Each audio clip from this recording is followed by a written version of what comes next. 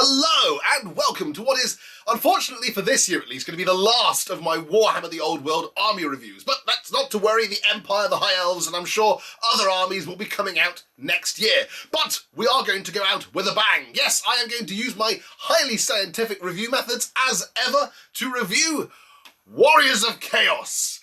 For anyone who hasn't watched my previous review videos, the way in which I do this essentially is it's an assessment of the current edition of Warriors of Chaos as compared to previous editions of Warriors of Chaos. I give rough scores out of 10 for each army book on statistics such as units that are available, the amount of background material that is presented, and other aspects as well. This has proven to be quite a tricky one to review this time, compared to, for example, like the Dwarf or the Bretonnian reviews that were relatively straightforward. I have struggled to review this one for one major reason, because there are quite so many good Chaos army books in the past history of Warriors of Chaos. What in particular I have done here is, whereas previously I've just kind of looked at, the 5th edition Chaos book, the 6th edition Chaos book, I have instead grouped them in this matter. So let me grab up my whiteboard and let's talk through briefly what we're looking at here. So we are reviewing this based upon a grouping, first of all, of the 4th edition and 5th edition Chaos book. So that's the kind of Realms of Chaos, Armies of Chaos army book. And then the 6th edition and 7th edition Chaos army books. So that's this one and the later one that came out in 7th. As ever, I've left 8th out because 8th generally has a lot of similarities in terms of what they've put into kind of the arcane journals and the army rules for the Old World edition. There is a heck of a lot of crossover, I will be honest, so I've left 8th out of the running and instead focused on the other army books that ran before. As you can see, as I've mentioned, I am reviewing them based on the units that are available, the amount of background material that is available, and then whereas previously I've looked at kind of hand-waving magiciness that is present, so magic items, special rules, special characters, and so forth, I've specifically marked it as the Chaos rules for this one, because this represents things like the Chaos gifts, the Eye of the Gods, the magic items, the Chaos spells, all of those different aspects that make up a Chaos army book. And then finally, whereas before I have previously, for example, reviewed Tomb Kings against that most excellent of metric, how closely does it resemble the 1999 film The Mummy? Instead, I am looking at how much Conan the Barbarian do we get? How much Krom do we get for our buck when we look at each of these different army books? Okay, so without further ado, let's dive straight into this. So, first thing I suppose we'll kind of talk about is, let's talk about the kind of the 4th and 5th edition army books and the units that were presented there. I draw a distinction between the 4th and the 5th edition army book. The 4th edition army book was a cracker. It had an amazing cover, as you can see here, and it had a huge range of units. And in particular, it is probably the Chaos book that most closely resembles the wild, kind of unabated nature of Chaos armies. At that point, you could literally just take anything. You wanted demons in your army? Half your army can be demons. You want beastmen in your army, led by a mortal sorcerer? Knock yourself out. You want a general and a dragon leading beasts with some demons lurking in the background? Heck yeah. You want to pack as many monsters in there. Literally, you could spend like half your points on characters. You had to have 25% of your points on units. But units could be anything. It could be Chaos Warriors, Marauders, it could be Beastmen of all different flavors. It could be Minotaurs. You could absolutely fill your boots when it came to that, and then you could still spend up to half your points on demons, including things like greater demons and stuff. So there really was a wide-ranging spread of options that were presented in the 4th edition book. The 5th edition book, the Realm of Chaos book, which is one of my favourites, produced by Thomas Pirinen, is a little bit more refined insofar as it centred around the idea of a mighty Chaos champion with a retinue, and you had to pick mortal, beast, or demon to be your kind of core element, I suppose, I can put it in those terms. So you'd pick, a mortal champion, for example, then you had to buy a retinue for him of units to equal the points value of your champion. So you've got a 250 point character, great. Take a 250 point unit or collection of units to be his retinue. Right, now get another character. And you built your warband in this way. Once you'd got about kind of 70% of your points allocated to one particular version of Chaos, then you could kind of fill in the remaining 30% with a character and retinue from, beasts, for example, or demons. Or you could take monsters, you could take dragon ogres, you could take, trolls, ogres, whatever you wanted. But there was kind of, therefore, a spread, a theme to the army, but the way in which you shaped your army was very much still in your hands. In terms of what range of units did we have then between these two army books? Well, I mean, pretty much everything you'd kind of want to see in Chaos at that time. All the major demons were represented. We had bloodletters, plague bearers, horrors, and back then pink horrors still split into blue horrors, which was cool, and demonettes, and the assorted kind of hounds, fiends, all those kind of things. But what we didn't have was some of the different demon types that were to come later. Equally, in terms of beasts, we had, Bestigor, Gore, Ungor. We didn't still have, some of the later types like Centaur and stuff that were to come along later.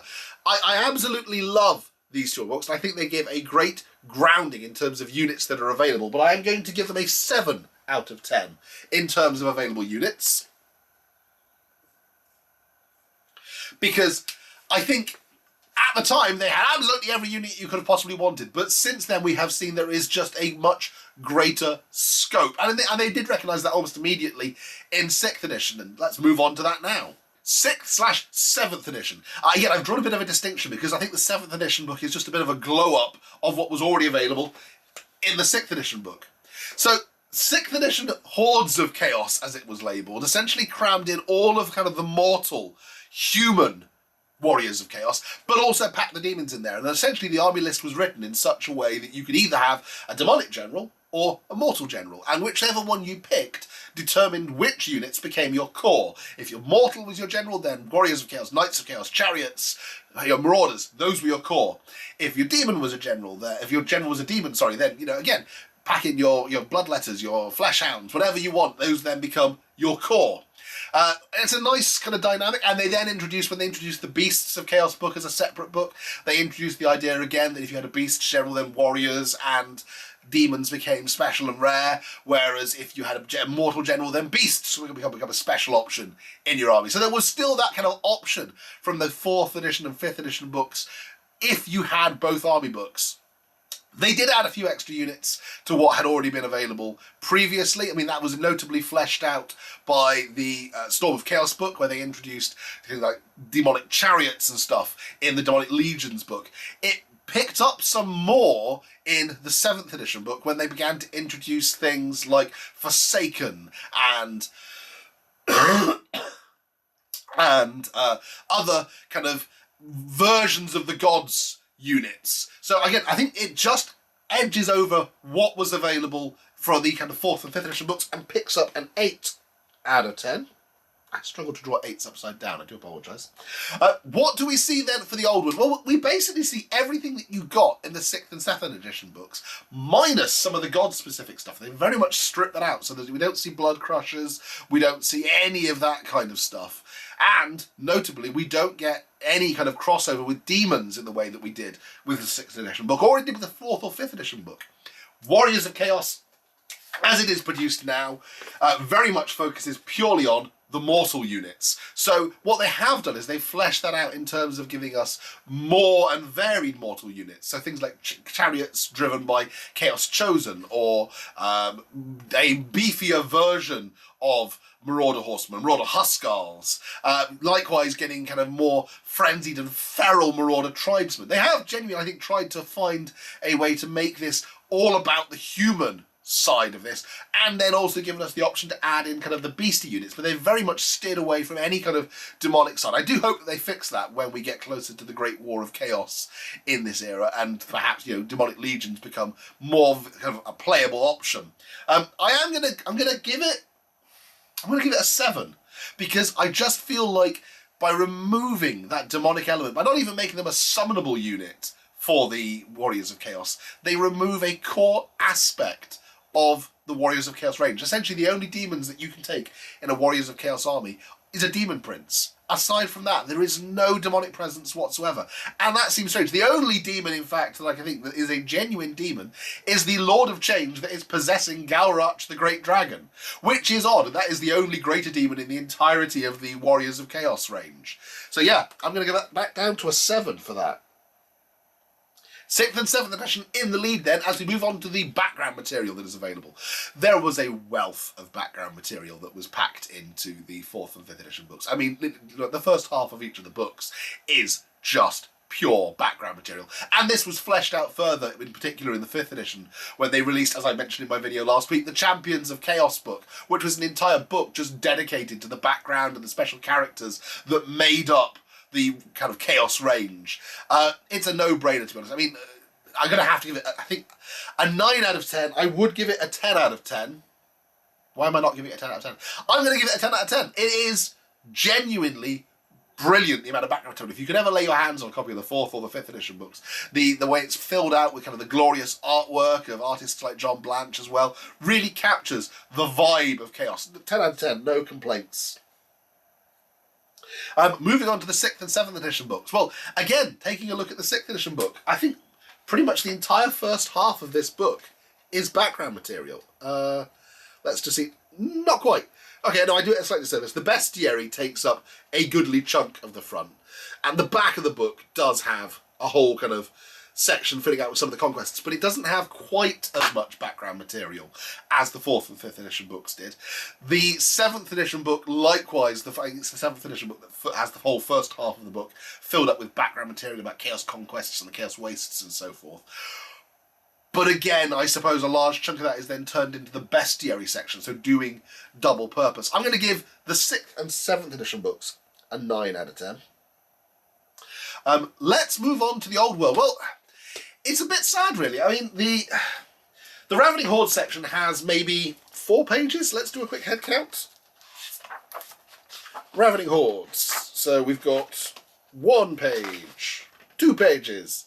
There are 2 pages of background material. I know that the core book has a bunch of material in there as well. It is kind of filling that role. But to be fair, the 6th edition core book had a whole bunch of material in, and they still managed to pack a load of background material into the 6th edition army book.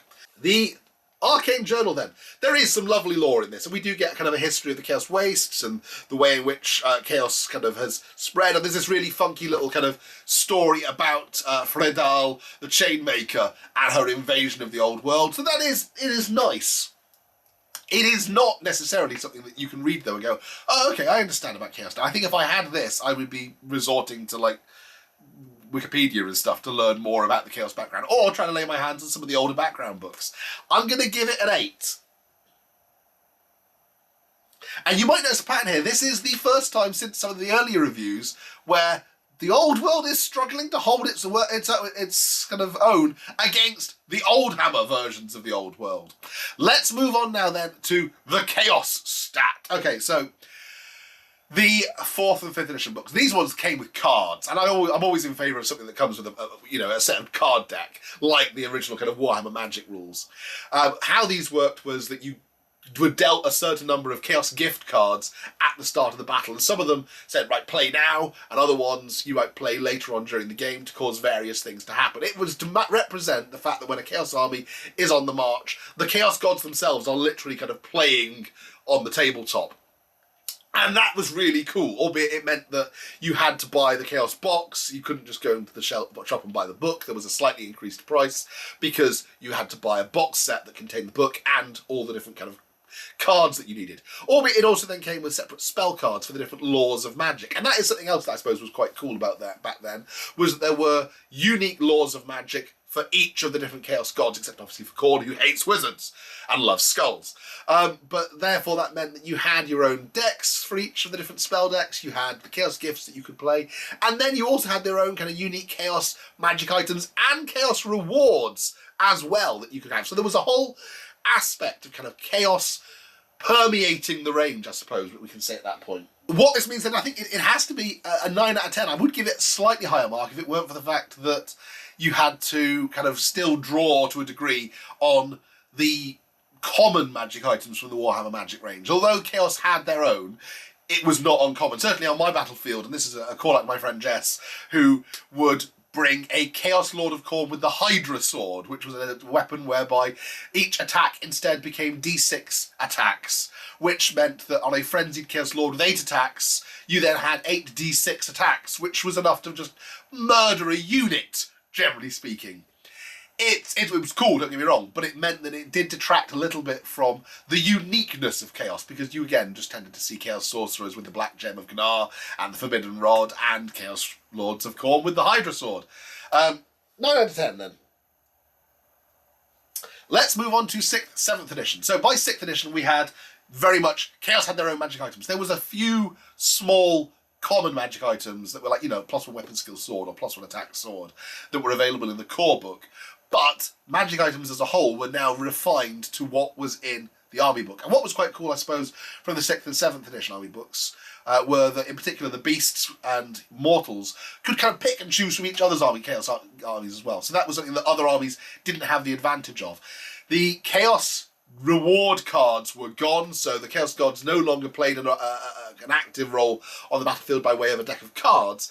Instead, in the 7th edition book, we saw the Eye of the Gods table be introduced for the first time. And this was something that when it was introduced I thought was a real game changer, because whereas 6th had stripped that mechanic out, 7th reintroduced the idea of the Chaos Gods playing a role on the tabletop, but instead made it contingent upon your Chaos characters playing a greater role in the Eye of the Gods, so killing enemy characters in challenges, or capturing standards of enemy units by breaking them in combat and running them down. It represented the gods actively rewarding good behaviour, for want of a better word, or certainly chaotic and murderous behaviour, rather than it just being purely random. Hey, have some cards. Oh great, I got, Master of Mutation. Here, your character gains 4 mutations and turns into a spawn. This then permeated its way into all kind of the other versions of the Chaos Rangers. So you can see it now in kind of 40k Chaos Space Marines. It certainly, we'll talk about it in a minute, part and parcel of Chaos, how they play in the old world. And I think it's 7th that saves kind of Chaos here. Whereas 6th perhaps lacked, although it made up for it by having unique Chaos magic items across all the different books, it lacked a little bit from the Chaos aspect. Albeit it still had the unique spell laws for each of the different wizards. 7th, though, introducing the Eye of Gods absolutely brings this back up to another 9. Where do we stand then with the Old World? Well, the Old World does have a whole range of unique Chaos magic items, and that's really cool. We've got all the additional magic items that have been introduced in the back of the Arcane Journal, and there are some stonkers in here. I mean, let me just... One of my all-time favourites in this, I think, is probably the... Tome of the Dark Gods, which is where you can basically go, okay, I don't like that spell, I'll swap it for one of the unique Chaos God spells. That's really cool. Or the Grimoire of Ogvold, where you can basically go, no, I just know all of the spells for my spell. I don't roll for them, I know all of the spells for my spell. I'm a level 4 wizard who knows every, demonic magic spell there is going. There was a host of similar kind of mutation-y type stuff that was introduced in the Ravening Hordes book as well, which again lets you tailor, different gifts of the Dark Gods, much in the same way that they'd done in the back of the 6th edition and the 5th edition army books.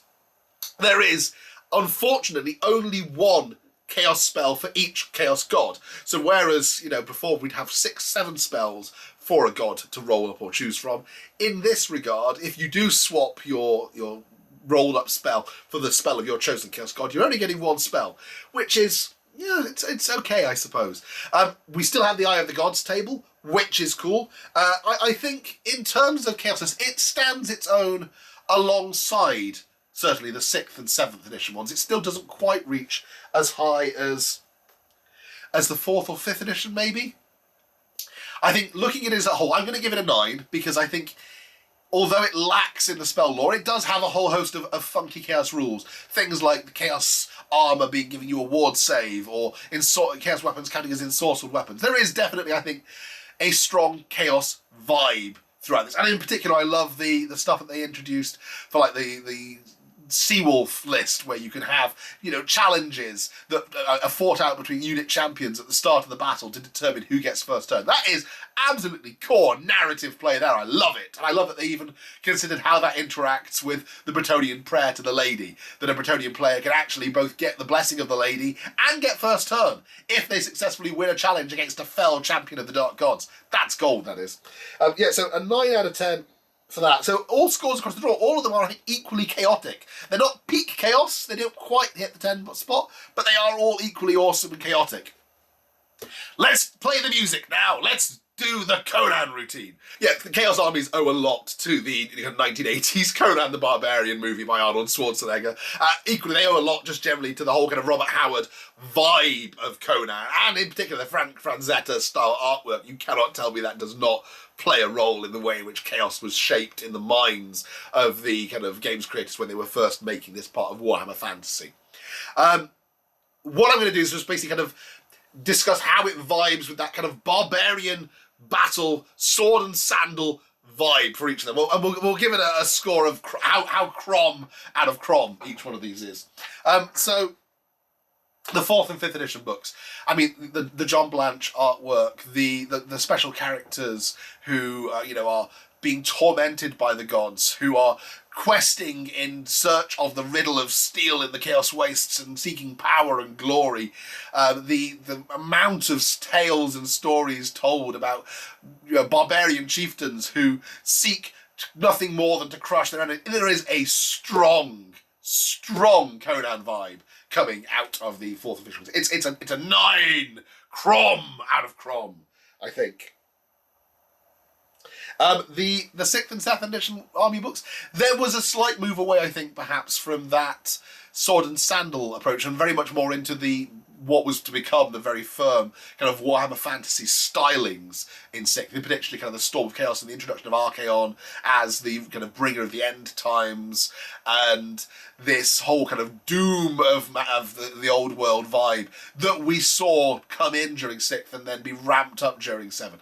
There is still very much kind of barbarian Norseman. I mean, particularly look at the cover and some of the artwork from the 7th edition book. There is a strong barbarian Norseman vibe there, and it is fleshed out as well by some of the cackling mad sorcerers, in particular Village the Curseling, I think, who came in the 7th edition book. The idea of kind of conjoined twins, where the kind of the small twin is the bright genius wizard of sorcerer, and the big hulking warrior twin conjoined to him instead is the brainless fool. There's kind of a Master Blaster from Mad Max vibe there, but there is also absolutely, if you saw that in the pages of a Conan story, you would just look at it and go, yeah, that's a Conan story right there. Again, I think it's an 8, a Krom out of Krom there. An 8 out of 10 in terms of that kind of Conan the Barbarian warrior sandals and sorcery vibe. Let's look then at the old world. So up until the publication of the Arcane Journal, I would have said that we were an 8. We were basically just carrying on exactly as we'd been left off in the kind of the 7th edition vibe of Chaos. There is one thing I think that massively changes that, and that is the 2 unique army lists, the Regiments of Renown kind of lists that were published in this book. So let's take them one at a time. The Wolves of the Sea list. This is, I mean, it's a Viking raiding fleet. If you've watched the Vikings, you'd go, oh yeah, that's brilliant, I get to play that kind of style of army, but with a fantasy tinge to it as well. I get to add in, mutated werewolf warriors. I get to add in, giant dragon monsters like something out of a stop-motion movie. There is a Ray Harry Harrison kind of vibe, which is the vibe I am going for with my Chaos Army. Check out pictures of those when I publish them up over on Twitter and on the Warhammer Discord. But yeah, there is very much that kind of narrative, barbarian army, raiding army vibe brought forth by the Wolves of the Sea. I was worried until now. My general for my Chaos Army is literally my converted Conan the Barbarian, converted from a Dark Oath Chieftain model. And I was a little worried about portraying him as a Chaos Lord, as he doesn't really wear the armour, he isn't really going to fit. And then they gave us the Marauder Chieftain rules. I'm like, no, that's Conan. Conan is now my Marauder Chieftain. He's going to be rocking the army, even though he's not going to be as badass as perhaps, the heavily armoured sorcerer on a Manticore kind of character that I'm going to have in the army. He's going to be the general, because that is the Kromiest of Krom.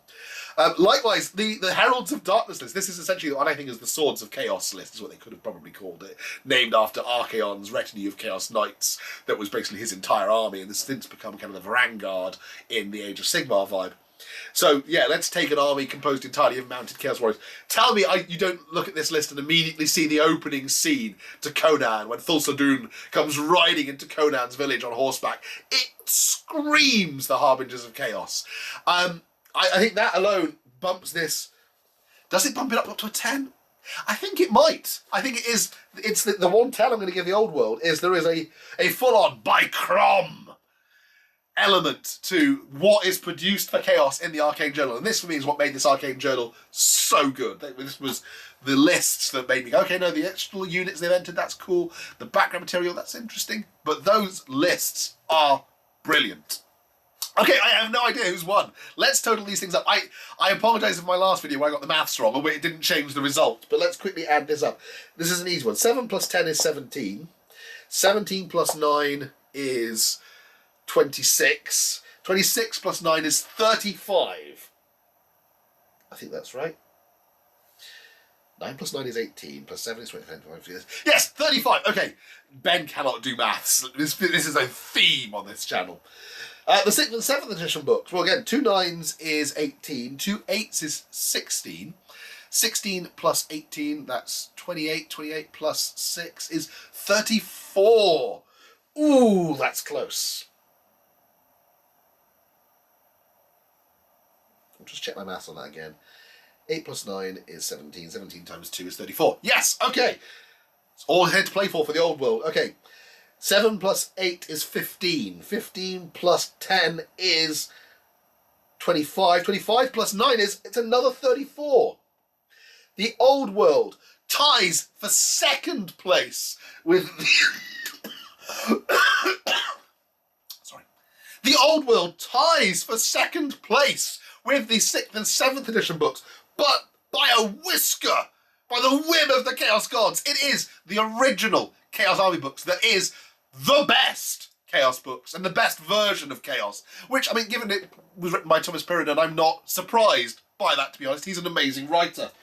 Okay, wow, on that bombshell, I think I'm going to end. Thank you very much for watching, and as ever, I will catch you next time. Bye for now.